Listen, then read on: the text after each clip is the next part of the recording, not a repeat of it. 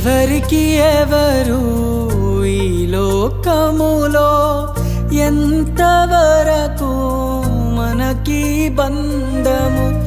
ఎవరికి ఎవరు ఈ లోకములో ఎంతవరకు మనకి బంధము?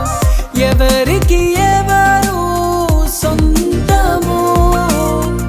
ఎవరికి ఎవరు శాశ్వతము? ఎవరికి ఎవరు సొంతము? ఎవరికి ఎవరు శాశ్వతము? మన జీవితం ఒక యాత్ర, మన గమ్యమే ఆ యేసు. మన జీవితం ఒక పరీక్ష, కని గెలవడమే మన తపన.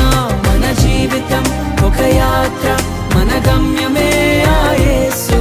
మన జీవితం ఒక పరీక్ష, కని గెలవడమే మన తపన.